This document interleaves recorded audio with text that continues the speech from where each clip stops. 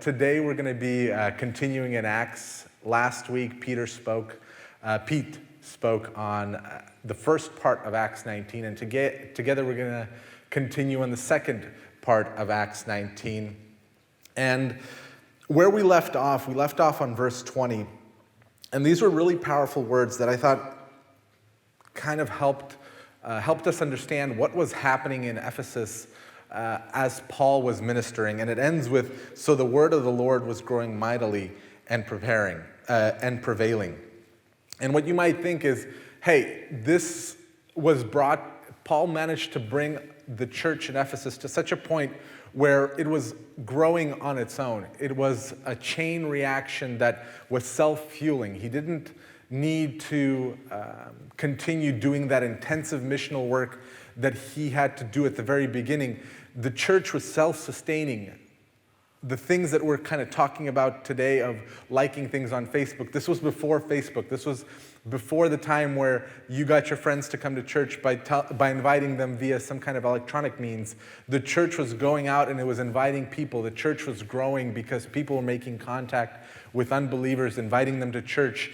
They were being saved and the church was growing. And that's where we end off. Paul had just done a great work of casting out evil spirits and getting the magicians who were in the city to burn their books. There was so much good going on. And you would be right to say, hey, that's it. There's not much else to do. That's it. You got the city locked down. You've got people on your side. There's not much else to do. But as we'll kind of read on the second part, even when everything seems to be okay, even when everything seems to be going great, there's still this undercurrent of resistance. And we don't get into it right away, but this maelstrom of the people will eventually come out. So let's start in Acts 19, verse 21. "Now after these things were finished, Paul purposed in the Spirit to go to Jerusalem. And after he had passed through Macedonia and Achaia, saying, 'After I have been there, I must also see Rome.' And having sent into Macedonia two of those who ministered to him, Timothy and Aristus, he himself stayed in Asia for a while."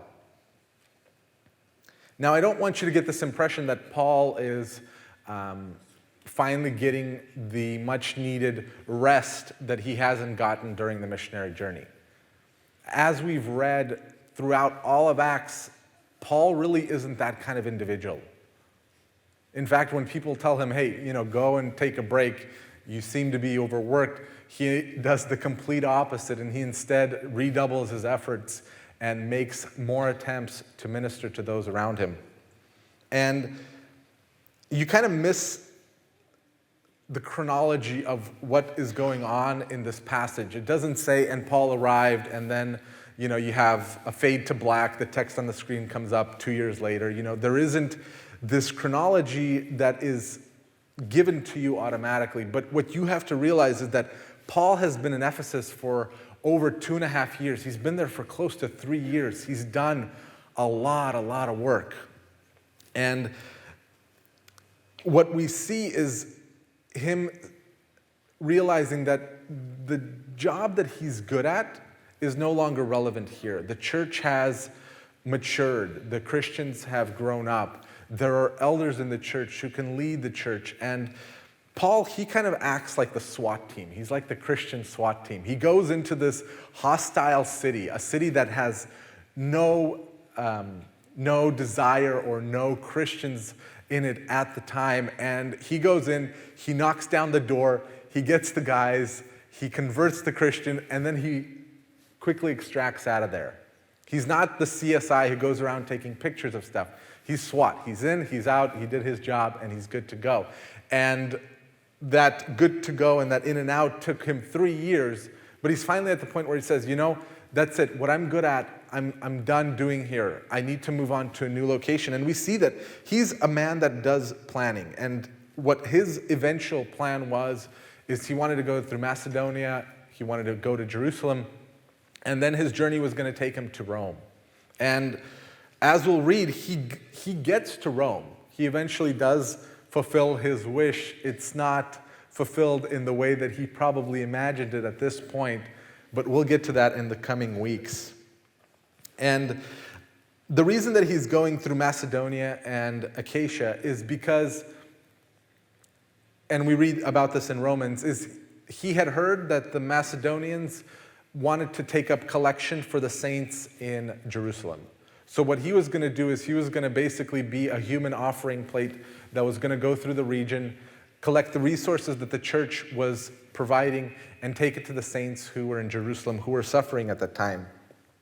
In these new locations, there were a lot of new converts, a lot of people who were not being persecuted to the degree that they were in Jerusalem, and they were better off financially, better off physically, and those who were in Jerusalem had been under the pressure of the Jews, under the pressure of the Romans for many, many years, and Paul was going to act as an offering plate. He was going to collect the offerings from the churches in Asia Minor and take them to Jerusalem.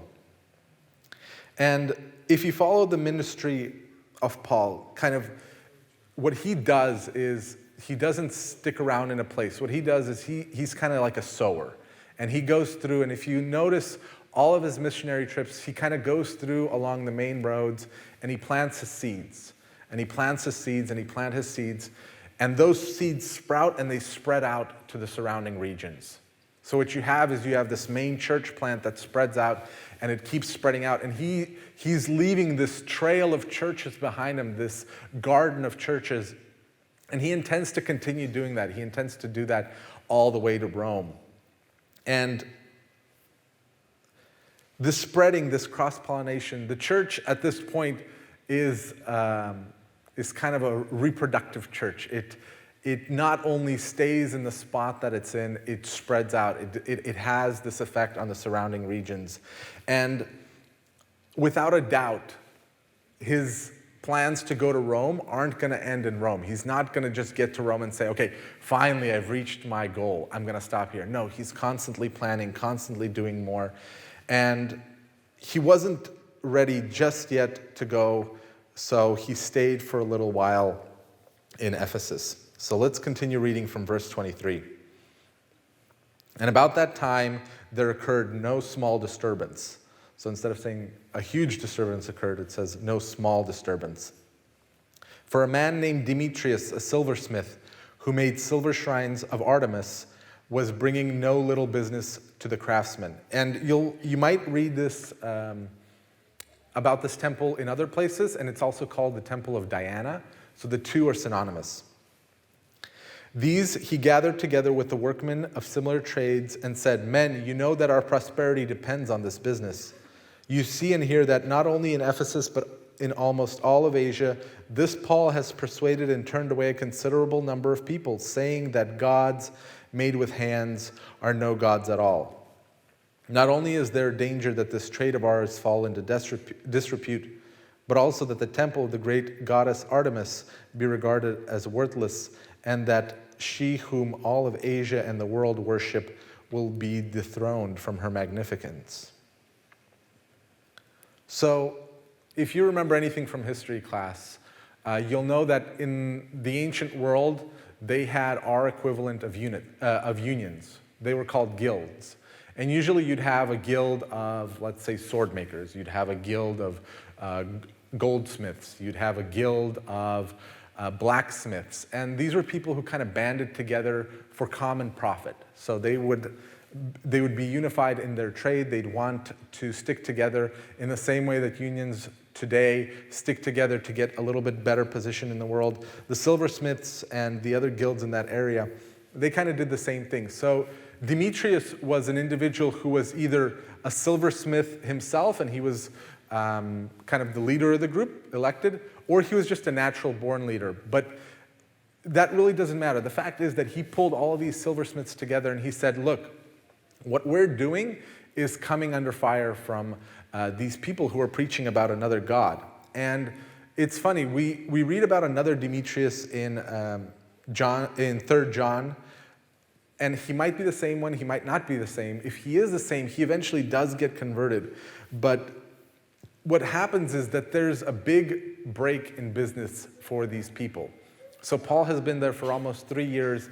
He's been slowly working, and finally something broke the camel's back, and he's like, that's it, we can't take this anymore. These guys are really, really putting an impact on what we do. And historians say that this point that the riot occurs, it was around the month of May. And what would happen in Ephesus around May is that the Artemision Games would occur. So people from all over the world would come and they would participate in kind of like a smaller Olympic Games here in the city. And this was not a small event. And if you imagine that there are certain merchants in our time who kind of live off of the Christmas rush, or Black Friday, this was kind of Black Friday in the ancient world. So people would come and they would want to have some kind of item, some kind of holy object that they could purchase at that location to take back with them. And people came from all over the world to view this fantastic temple. And it was a huge temple, even for a time like that. So if you look around, so you can look from that wall to that wall or that wall to that wall. This temple was twice the width. So if you take two of these sanctuaries and you put them side by side, it was twice the width and it was 4 times the length. This thing was huge, and this was done in a time before Snapchat. Like, people couldn't Snapchat and say, hey, look, take a look at this awesome temple. This was done a long, long time ago, and you have to be amazed by the amount of craftsmanship and amount of time that it took to build all of this. And similar to the Crystal Cathedral in Los Angeles, what people did in that time is you would have princes and those who were wealthy, they would actually help support the temple during the construction by purchasing the pillars that supported the roof. So each pillar was dedicated by an individual around the world. So this place was not just a nice place that people would come to visit in the local areas.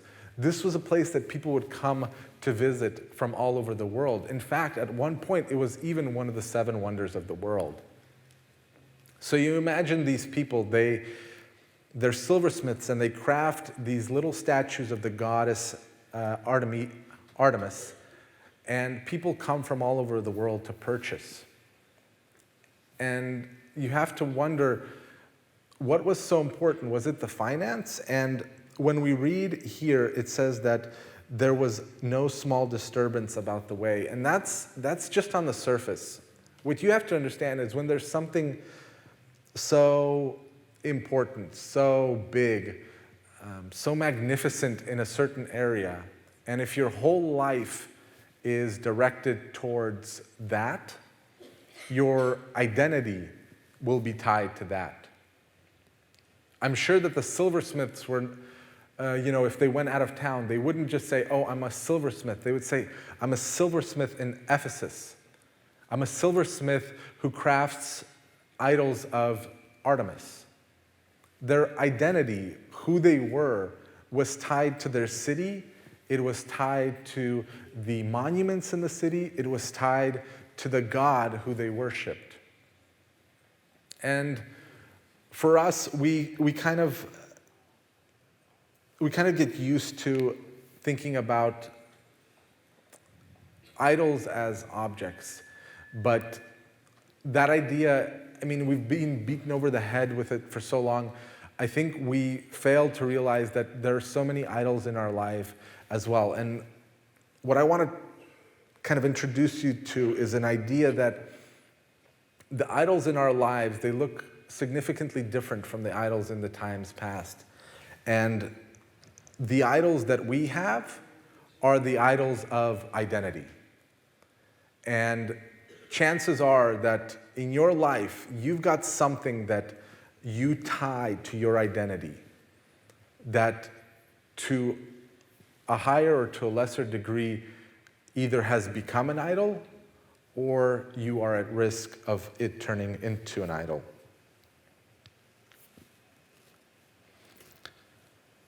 Kanehiro Tahaki, he was the son of a poor Satsuma samurai in Japan. And he was inspired by a medical practitioner in his village to practice medicine. He saw the work that he did and he said, that's something that I want to do. And in 1868, he answered the call for medical officers in the Japanese military, and he joined up.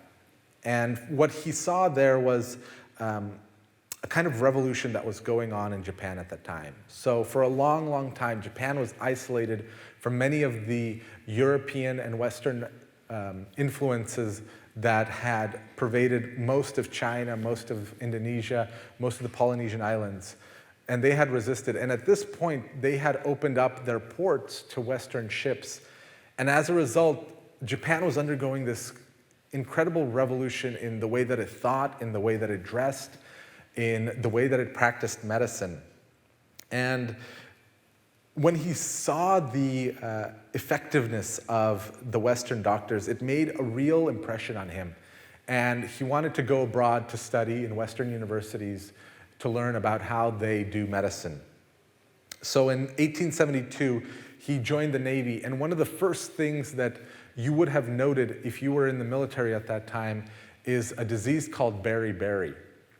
And what it is it's a nutritional deficiency disease. So it's similar to scurvy.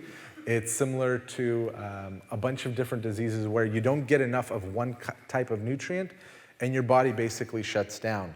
And at that point, Japan was suffering to an extreme degree from this disease. 50% and even more of the troops that would go out to sea with the Navy, they would come back sick with this disease or even dead. And to a lesser degrees, the cities were affected, to a lesser degrees, the smaller towns. And in the villages, it was almost non-existent. And what the disease would do is, first you would start with a weakening of your legs, then your nerves would give out, and eventually you'd be paralyzed and you'd die. And this was something that did not occur to either the British, the French, or the American navies. And Takahiri was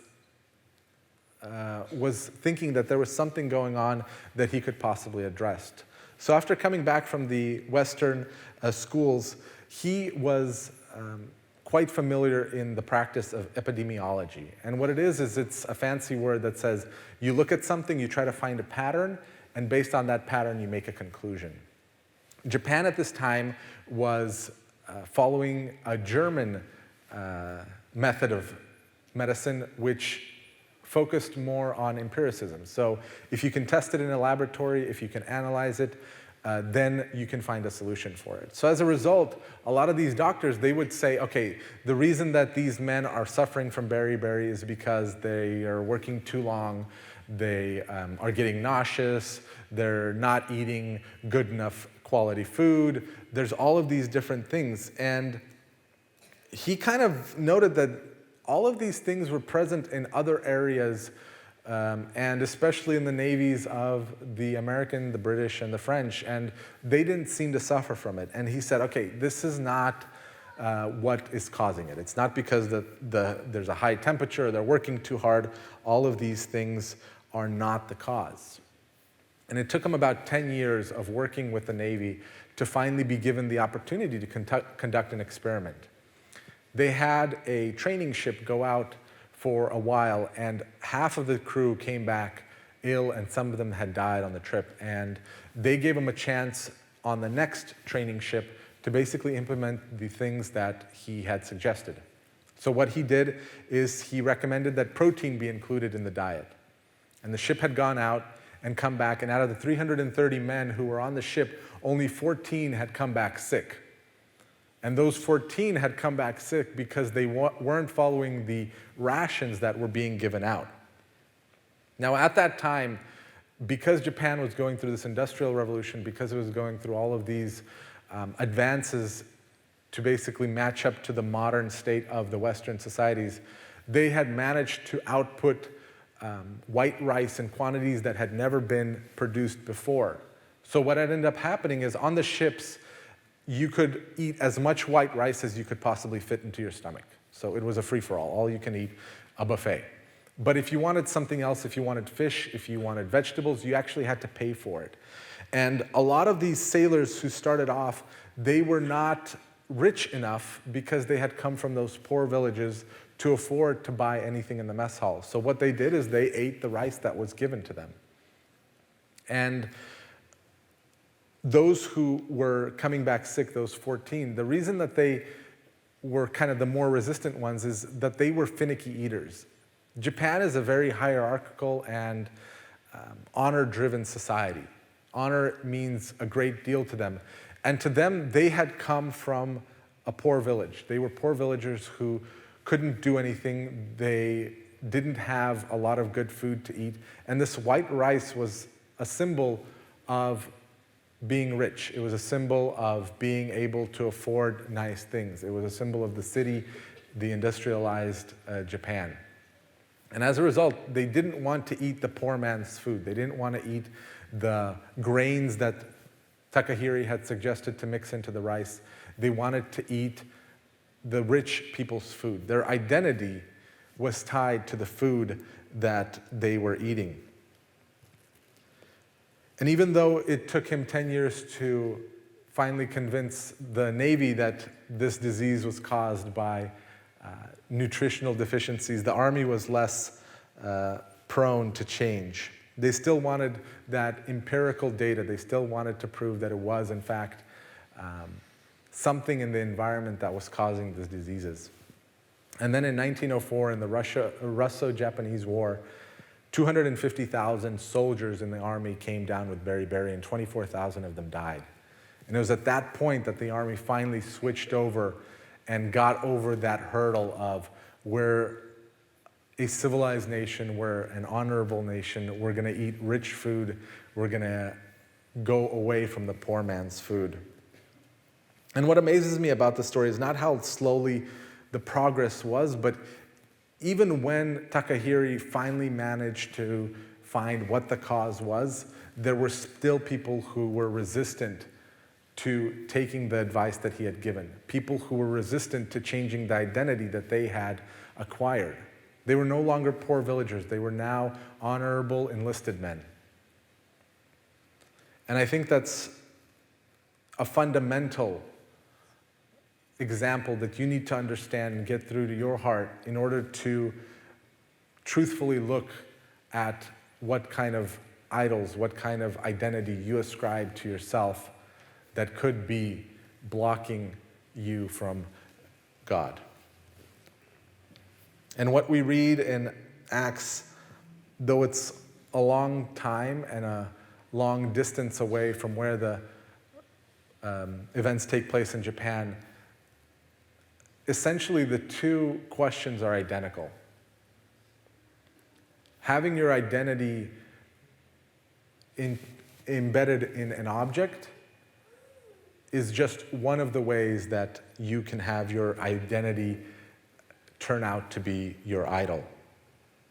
These silversmiths, they created gods that were objects, but we rely on that far less now, but we rely on a lot of other things that can become part of our identity.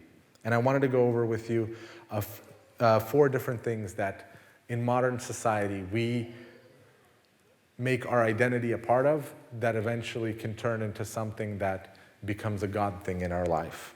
So the 4 things that we're going to be talking about are the identity that we derive from objects, the identity that we derive from our responsibilities or duties, the identity that we derive from our desires, and the identity that we derive from our suffering. At the start of Acts 23, it's very clear that what's going on the surface is a riot. There was a disturbance. These men, they came out. They were unhappy that their prophets were being taken away. But at a much more fundamental level, what you have to realize is it was not the prophets that were a problem for them. They could have made their money some other way. Fundamentally, what it was an attack on their identity. And we read that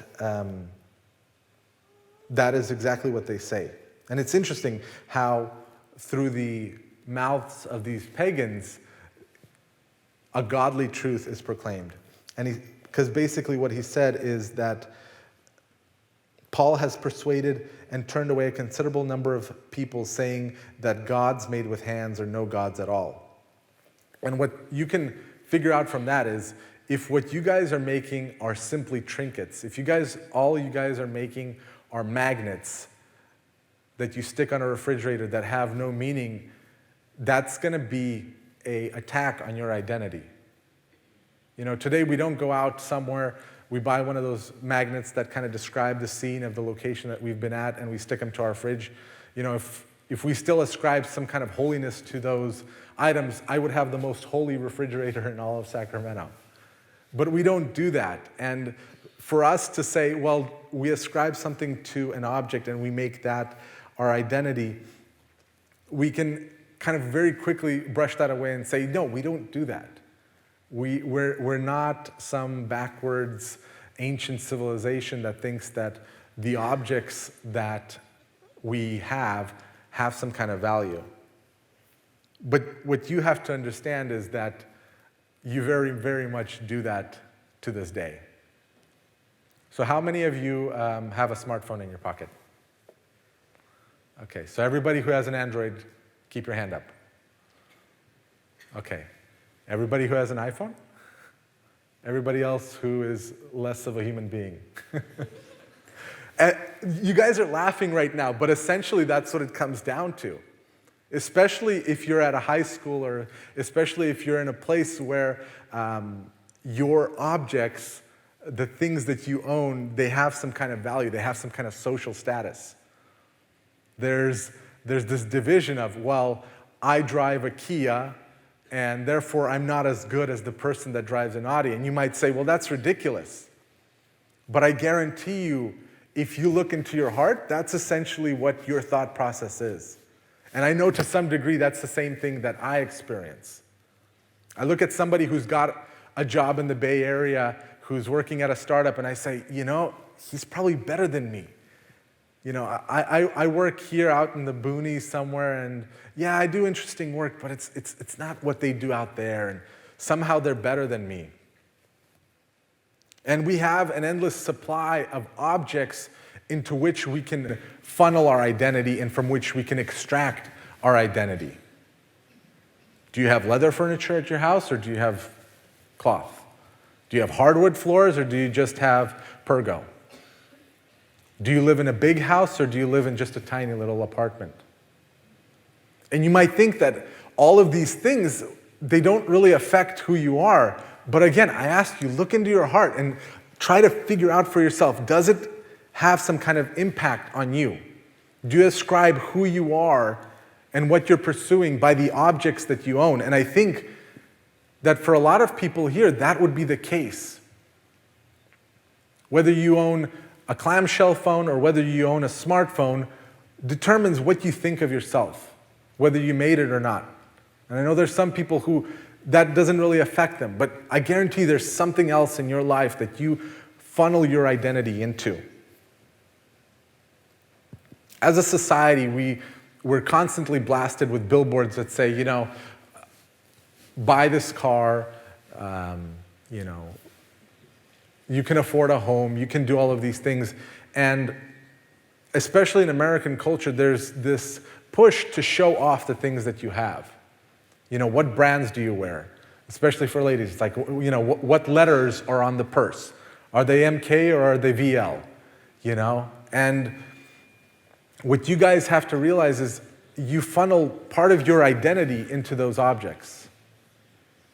You funnel who you are based on the things that you own. And you don't realize that your identity is just as much an idol to you if you do derive your identity from those objects as the silversmith derived their identity from the trinkets that they made. The second source of identity, and I kind of hinted at it, is our responsibilities and our duties. These men, they were the highest skill of artisans and craftsmen in that area. Everybody came to them to buy their idol because it was probably the best looking idol in the region. They had a identity that was tied to the work that they did. And all of a sudden, Paul comes in and he says, you know what? These items that you're making, yes, you're skilled, and yes, they look nice, but they are just worthless pieces of metal, essentially. And that hit them hard into their heart, because he not only attacked their craftsmanship, but he attacked who they were. They weren't just men who made silver idols. They were men who crafted gods. They were men who crafted items that other people worshipped. We don't worship the fridge magnets that are on our fridge, and we don't have little signatures of who made them. But at that point, that's what it was. And I think whereas the first item might apply more, to a younger generation, this one will apply to those who are currently working, who are employed. A lot of men derive their identity and derive their self-worth from the kind of occupation that they have. If I own a business, I have a different perspective of where I stand in society than if I am working at McDonald's. And a lot of us, we tie, and I'm talking specifically about men, though it affects women, I'm sure, to a great degree as well. We tie our identity to how successful we are. If we had a really bad day at work and we didn't meet the quotas that we had to meet, all of a sudden, we think less highly of ourselves. And to some degree, it might just be a desire to succeed. But I want to say this as a warning that at times it is the idol that we worship. It becomes so intermixed with the identity of who we are. I'm a professional man. I'm a craftsman. I'm a tradesman. I'm a journeyman. I do all of these different things, and it is who I am. And we tie those things so much to who we are, not just what we do, that if we get fired, if we have to take a lower position, if we have a pay cut, all of a sudden it's not just an attack on our job, it's an attack on our identity as individuals. Your identity might suffer as a result of not being, the top employee in the company, but being the second employee in the company. It might suffer from being the second to last employee to literally being the last employee in a company. And we don't think of those things as idols, but they effectively are. The next thing that can become our idol is our hopes and desires for tomorrow. The Bible speaks a lot about having the hope in God for tomorrow, that He will take care of the things that He needs to take care of. But if we let our desires and our hopes for the future have an unhealthy hold on us, we will become idolaters to that item. We can at times even hide that idolatry behind statements like, God must have something better in store for me. When God closes one door, He opens another. And what it really can hide is the fact that we're not content with the situation as it is. And what our identity is in is what we will be in the future. So in the future, I'll be married, and that will be my identity. In the future, I'll have kids, and that'll be my identity. In the future, I'll achieve financial security or many other things, and that will be my identity. And what we fail to realize is that hope for that future, that hope for what's to come, overshadows the present. We read in verse 21 that Paul, he had high hopes for where he was going to go.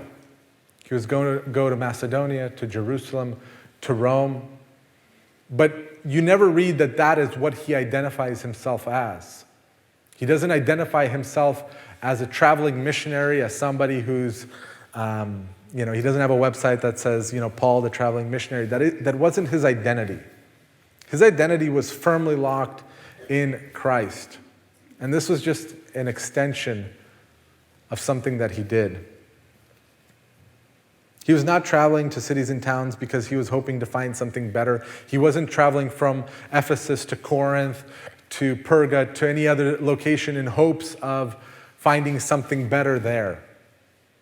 He was doing it to the glory of God. And I think at times we focus so much on the future, we focus on what we can become, the things that we pursue, that becomes our identity. I'm going to be a physics major. I'm going to be a doctor. I'm going to be something else. And your head is stuck in the future.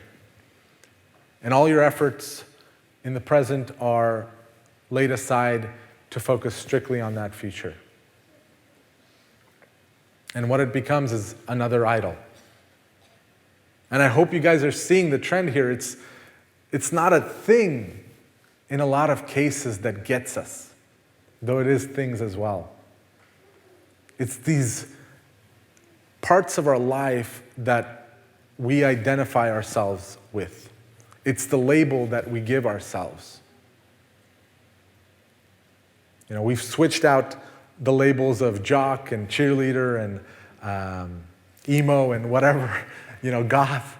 We've switched them out for businessman, business owner, tradesman. We've switched them out, and all of a sudden it sounds a little bit different, and we can't see the idolatry that we have towards those things.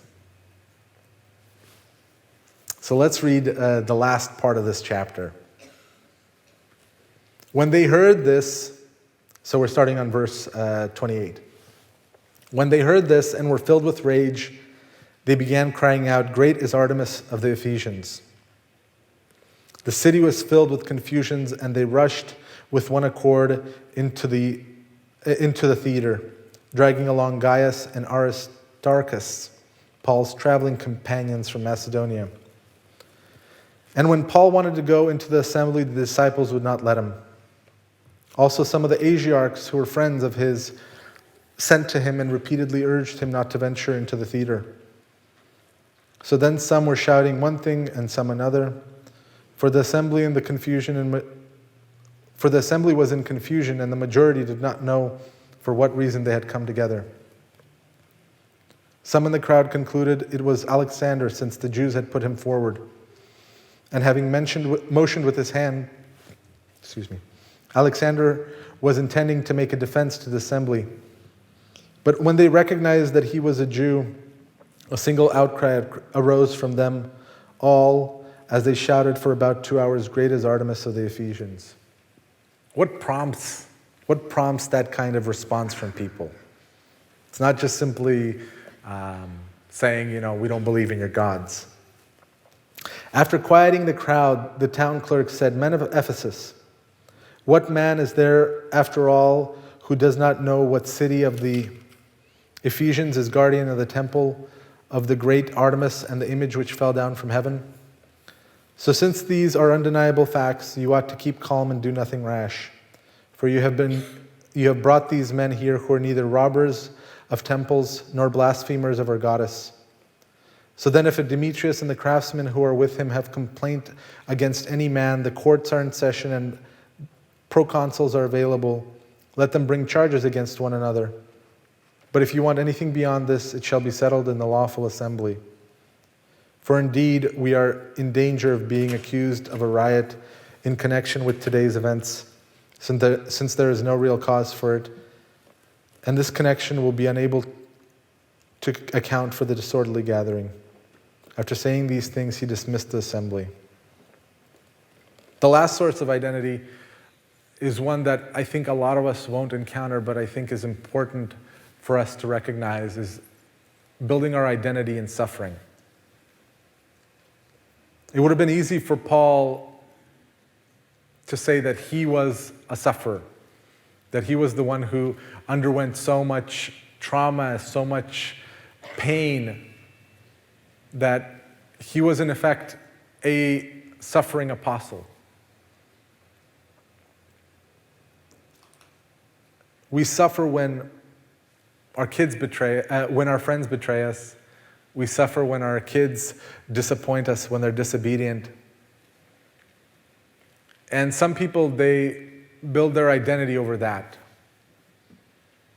And I hope none of us here encounter this, but do we build our identity over our wayward children? Do we build our identity over family members that might reject us for some reason? Do we build our identity on suffering as we would have built it on objects or as we would have built it on our responsibilities? There's so many things in the world that can give us meaning, or at least tempt us with the idea that they can give us meaning. And we see that there are shortcomings in almost every single area that the world offers us to give us an identity in. When the gospel of Jesus reached the city, what it fundamentally attacked was the identity of who these people were. This temple was being built for 300 years, and for 300 years, these people,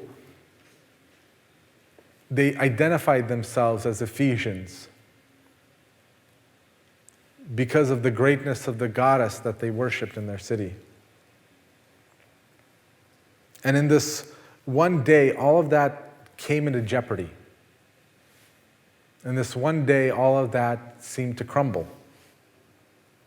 And most of us live in this sense of bliss that my identity in my job, my identity in my car, my identity in my anything else is what defines me. And we wonder why people undergo these shipwrecks in faith when they lose their job, when children that they worked so hard to raise all of a sudden don't follow the path that you laid out for them, when the house or the car that you worked so hard for gets wiped away in one blow by a hurricane or by an accident or by a fire. And we wonder why. Like, why would a person become so distrustful of God because of this one event?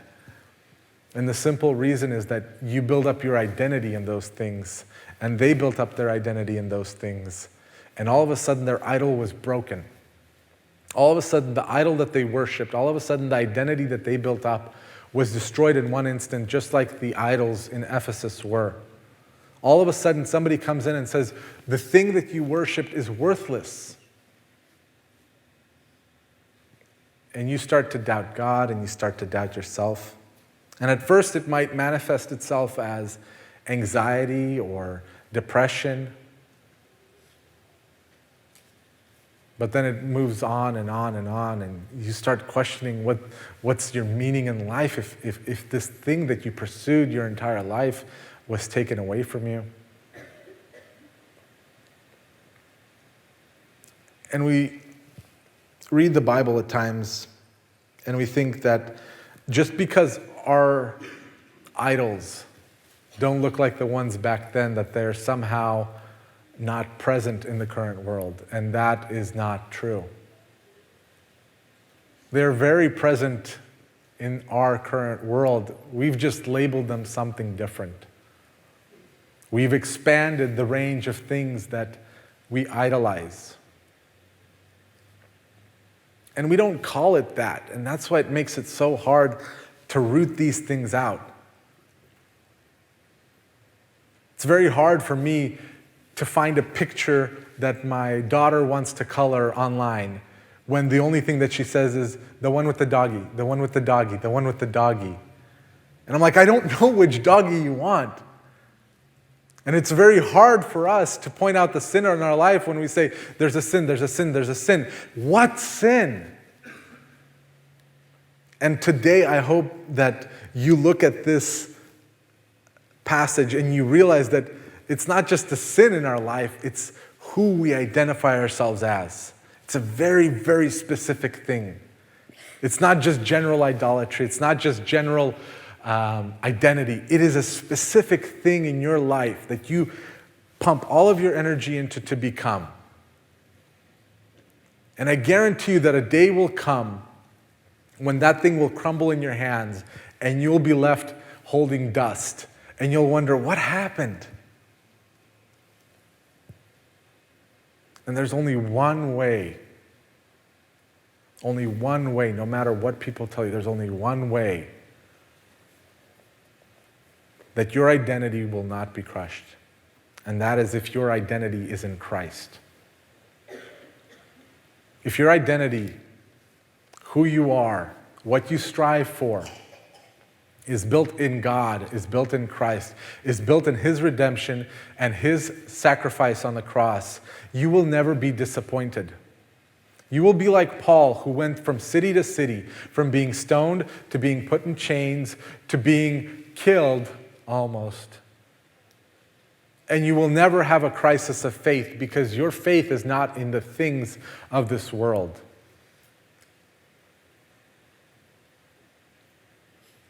Put your faith in Christ. It's the only identity that you will keep until the end of your life and never be disappointed with. Amen. Let's stand, and I'll give you guys a minute to pray quietly to yourselves, and then I'll finish in conclusion with a prayer.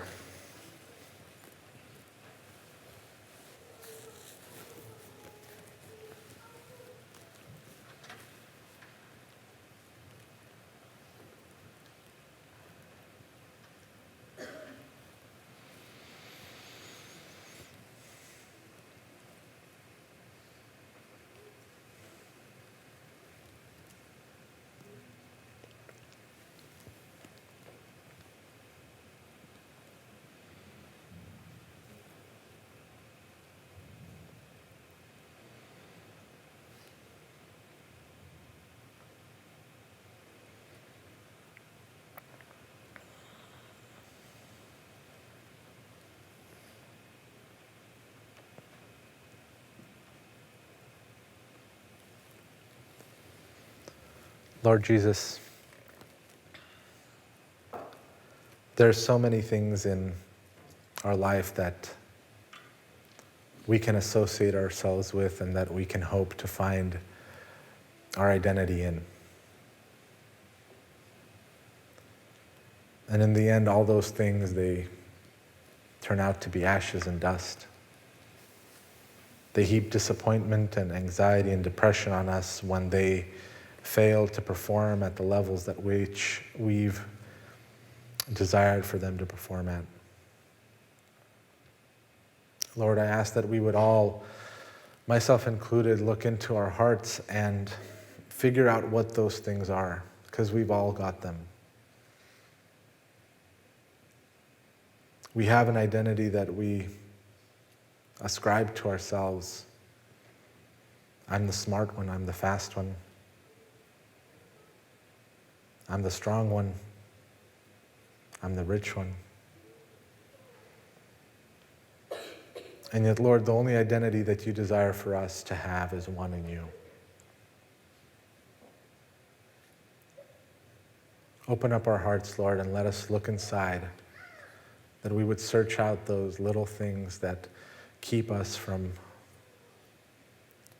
identifying with you, Lord, that keep us from worshiping you the way that you desire.